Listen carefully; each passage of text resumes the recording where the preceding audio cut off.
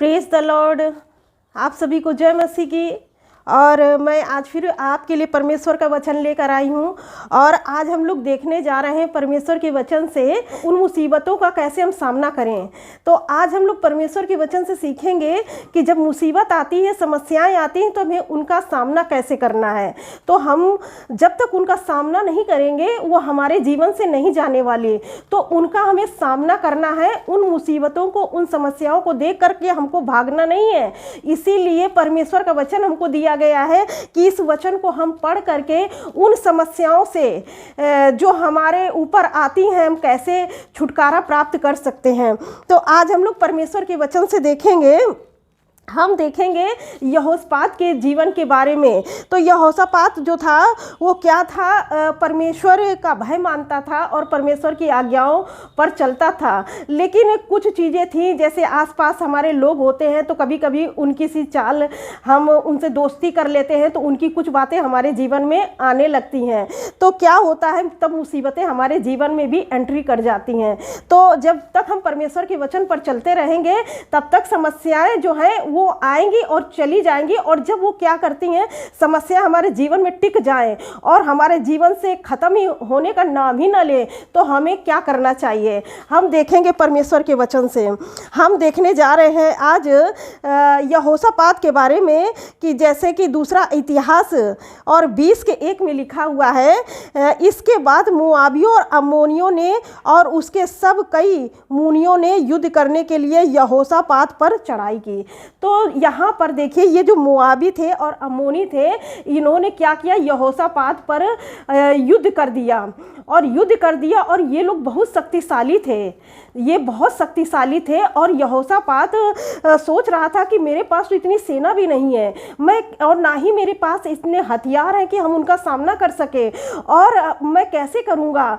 तो इसीलिए वो बहुत चिंता में हो गया। और वचन में लिखा हुआ है 20 अध्याय के 3 वचन में लिखा है, तब यहोशापात डर गया और यहोवा की खोज में लग गया।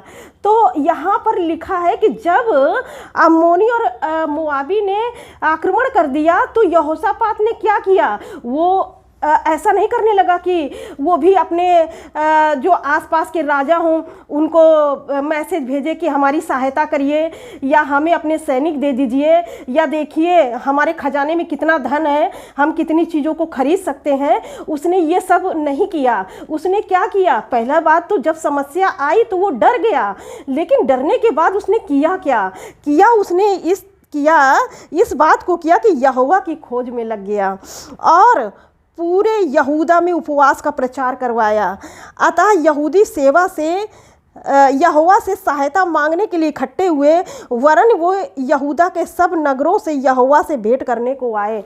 तो जब यहोशापात ने ये निकाल दिया, ये उपवास का प्रचार कराए कि जितने यहूदी हैं सब उपवास करें।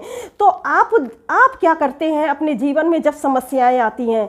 तो हम देखेंगे कि जब यहोशापात के ऊपर समस्या आई, तो जब समस्या आई यहोशापात के ऊपर, तो उसने क्या किया, वो किसी भी मनुष्य के पास नहीं गया, वो परमेश्वर के पास गया। तो जब आपकी ज़िंदगी में समस्या आती है तो आपको भी परमेश्वर के पास जाना है।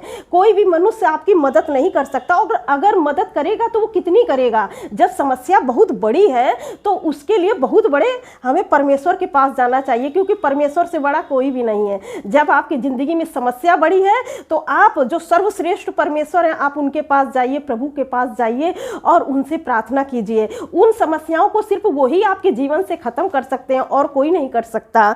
तो जब ये डर गया यहोशापात, तो परमेश्वर के पास गया और उसने उपवास का ऐलान कराया कि सभी लोग उपवास करेंगे, परमेश्वर की महिमा करेंगे, परमेश्वर की आराधना करेंगे। तो इसने ये सबसे अच्छी बात यही की।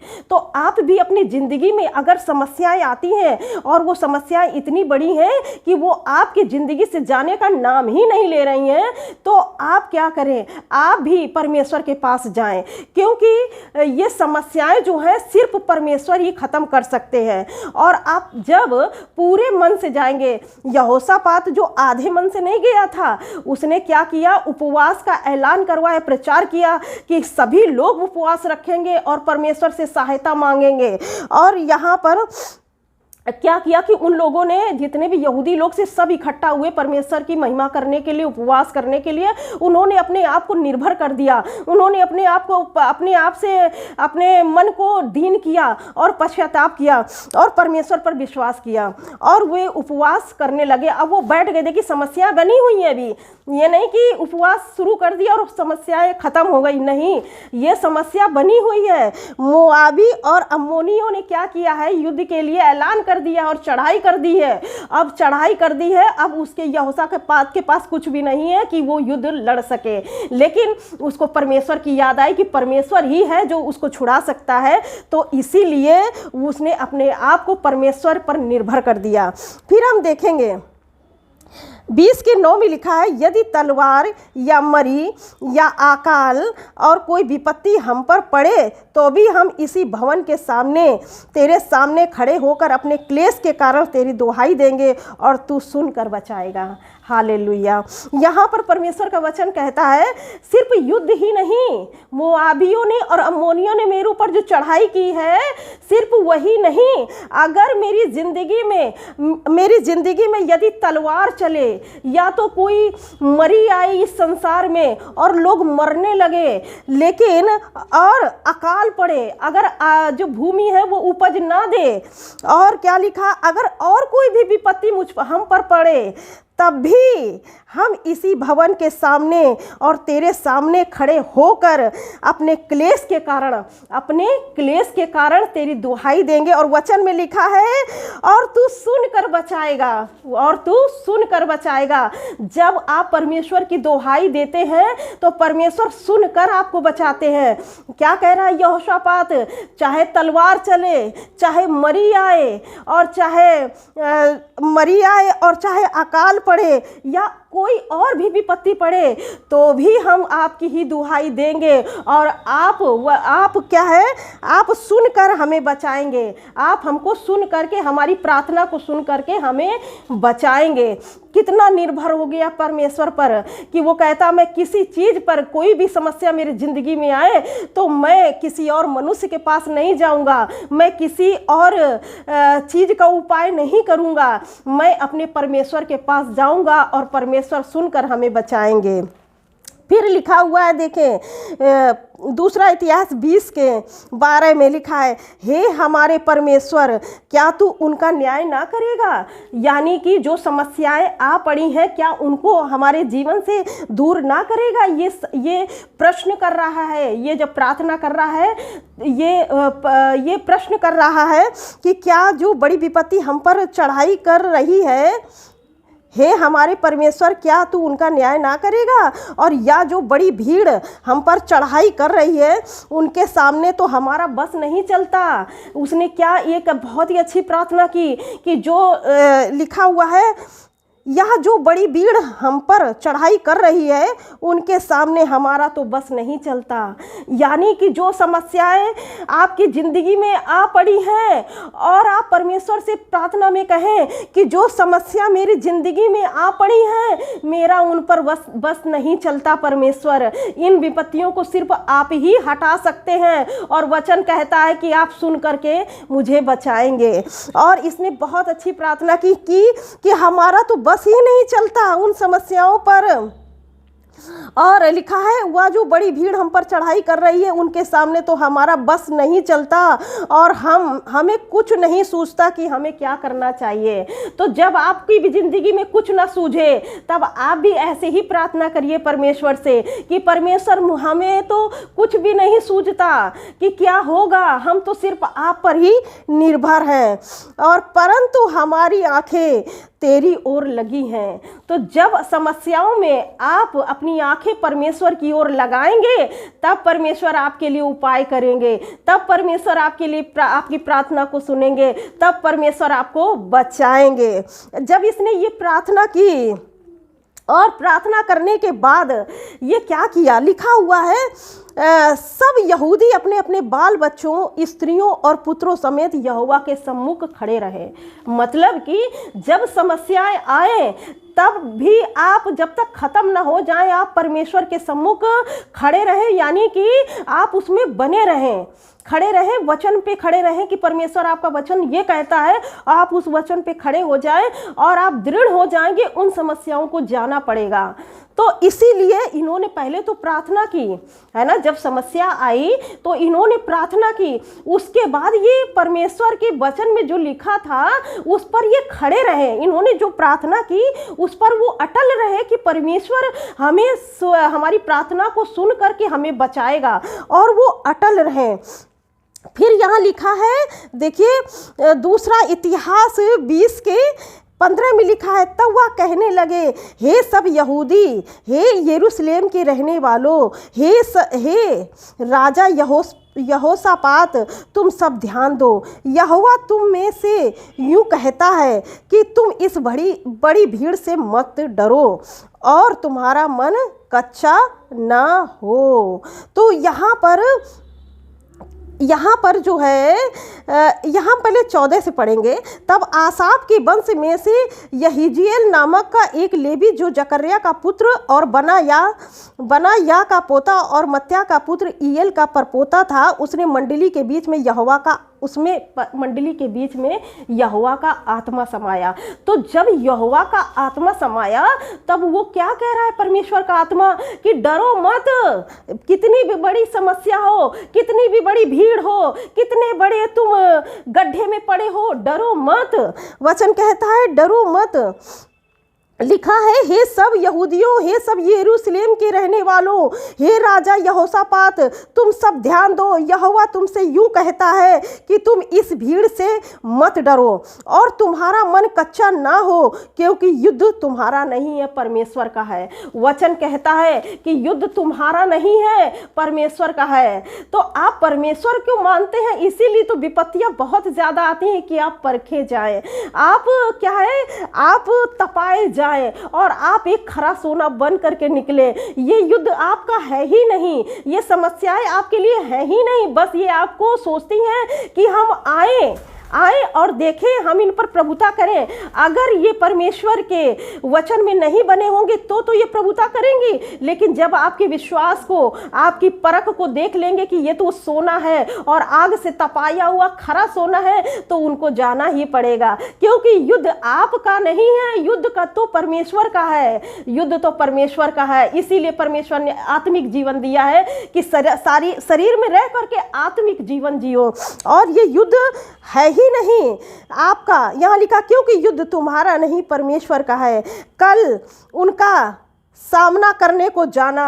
परमेश्वर ने कहा कि उन विपत्तियों का सामना करने के लिए जाना, युद्ध तुम्हारा नहीं है, लेकिन सामना करने के लिए तुम्हें जाना पड़ेगा।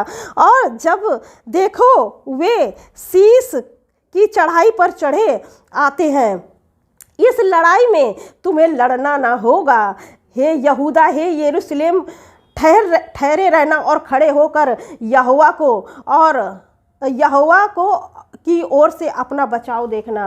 और लिखा है, मत डरो और तुम्हारा मन कच्चा ना हो, कल उनका सामना करने को चलना और यहोवा तुम्हारे साथ रहेगा। हम देखेंगे परमेश्वर के वचन में, आपके जीवन में जब विपत्तियां आएंगी तो आप डरिएगा मत, आप उसका सामना करिएगा। सामना कैसे करेंगे? आपको प्रार्थना करना है, आपको गीत भजन परमेश्वर के गाना है, परमेश्वर के वचन पे विश्वास रखना है। कितनी भी बड़ी कठिनाई क्यों ना हो, कितनी भी बड़ी समस्या क्यों ना हो, उसको जाना पड़ेगा, क्योंकि युद्ध आपका नहीं है, युद्ध तो यहोवा का है और उसको जाना ही पड़ेगा। फिर लिखा है, तब यहोशापात भूमि की ओर, जब ये वचन मिला यहोशापात को, तो वो भूमि पर क्या मुंह के बल गिर के झुका, और सब यहूदियों और यरूशलेम के निवासियों ने यहोवा के सामने गिर के यहोवा को दंडवत किया। और जब उनको परमेश्वर का वचन मिल गया कि लड़ना उनको नहीं पड़ेगा, लेकिन सामना करने के लिए उनको जाना पड़ेगा, और उसी जगह देखोगे कि वो विपत्तियां कैसे उनकी जिंदगी से जाती हैं। फिर लिखा है, लेवी खड़े होकर इज़राइल के परमेश्वर यहोवा की स्तुति अत्यंत ऊंचे स्वर से करने लगे। तो उन्होंने, जब उनको ये वचन मिला, उनको ये वचन मिला, तो वो परमेश्वर कहते हैं, मत डरो, युद्ध तुम्हारा नहीं, मेरा है, मैं लड़ूंगा, लेकिन तुम सामना करोगे। तो वो क्या करने लगे? यहोवा की स्तुति अत्यंत ऊंचे स्वर से करने लगे। जब आपको वचन मिल जाए परमेश्वर के वचन से कि हाँ डरो मत, मैं तुम्हारे साथ हूँ, तो आप विपत्तियों पर जमकर खड़े हो जाइए और परमेश्वर के वचन की घोषणाएं करिए, परमेश्वर के वचन से प्रार्थना करिए, परमेश्वर का वचन ले लेकर के प्रार्थना करिए कि प्रभु आपके वचन में लिखा है ये मुझ पर प्रभुता नहीं कर सकती। और वचन में लिखा है, देखिए लिखा हुआ है, मेरी सुनो, अपने परमेश्वर यहोवा पर विश्वास रखो, तुम स्थिर रहो गे, उनके नबियों की प्रतीति करो। और फिर लिखा है, और इसमें देखिए 21 में क्या लिखा है, तब उसने प्रजा के सब सम्मति करने वाले कितनों को ठहराया जो कि पवित्रता से शोभायमान होकर हथियारबंदों के आगे आगे चलते हुए यहोवा के गीत गाए। और यहाँ पर देखिए पहली बात, आपकी ज़िंदगी में जब समस्या आती है तो आपको क्या करना, स्तुति के गीत गाना है। और क्या करना है, यहाँ पर एक लिखा है कि पवित्रता के से शोभायमान होकर आप को अपनी ज़िंदगी में पवित्रता रखनी पड़ेगी, और वो ज़रूरी है, पवित्रता रखनी पड़ेगी। तभी परमेश्वर का वचन कहता है कि पवित्रता से शोभायमान होकर हथियारबंदों के आगे आगे चलते हुए यहोवा के गीत गाओ। तो जब आप पवित्रता से यहोवा के गीत गाएंगे तो वो पवित्र परमेश्वर, जो बहुत पवित्र परमेश्वर है, पवित्र पवित्र पवित्र परमेश्वर है, वो आपके लिए मार्ग निकालेंगे। फिर देखिए अब बहुत ही अच्छी बात लिखी हुई है कि 20 के 22 में लिखा है, जिस समय वे गाकर स्तुति करने लगे उसी समय यहोवा ने अम्मोनी, मोआबी और सेईर के पहाड़ी देश के लोगों पर जो यहूदा के विरुद्ध आ रहे थे घातकों को बैठा दिया और वे मारे गए। हालेलुया। तो यहाँ आप देख रहे हैं ना परमेश्वर के वचन में कि समस्याएं थी, लेकिन जब उन्होंने प्रभु पर विश्वास किया, परमेश्वर की आराधना किया, अपने जीवन में पवित्रता को स्थिर करिए किया और परमेश्वर की बड़ाई की, तो जब वो खड़े रहे और वो प्रार्थना करते रहे, विश्वास प्रभु पर करते रहे, तो प्रभु ने क्या किया, वो तो प्रार्थना कर रहे थे लेकिन कार्य कौन कर रहा था, परमेश्वर कर रहे थे। तो वो यहाँ पर तो लोग यहूदी लोग उपवास प्रार्थना कर रहे थे, सब कुछ कर रहे थे, और फिर क्या हुआ कि परमेश्वर ने खुद लड़ाई की, परमेश्वर खुद लड़ा उन लोगों से, और वो जितने लोग थे, वो सब जिन लोगों ने चढ़ाई की थी, वो लोग खुद मारे गए, वो लोग मार दिए गए, वो सब खत्म हो गए। वचन में लिखा है कि घातकों को बैठा दिया और वे मारे गए। और घातकों ने क्या किया, उनको मारा, क्योंकि अम्मोनी और मोआबी ने सेईर के पहाड़ी देश के निवासियों को डराने और सत्यानाश करने के लिए उन पर चढ़ाई की थी। वो सोच रहे थे कि हम इसको दबा देंगे, हम इसको खत्म कर देंगे, वो डराने के लिए और उस पर प्रभुता करने के लिए चढ़ाई किए थे। फिर देखें क्या लिखा हुआ है कि और जब वे सेईर के पहाड़ी देश के निवासियों का अंत कर चुके, जब वो सेईर देश के निवासियों का अंत कर चुके, तब उन सबों ने एक दूसरे का नाश करने के लिए हाथ लगाया। पहले तो वो लोग मारे गए जो अम्मोनी और मोआबी लोग थे, फिर क्या हुआ कि जिन लोगों ने मारा था तो वो भी आपस में ही एक दूसरे को मारने लगे। तो क्या हुआ, जब आप प्रार्थना करते हैं तो शैतान भी कंफ्यूजन में आ जाता है कि उसका भी दिमाग काम नहीं करता कि हम क्या कर रहे हैं।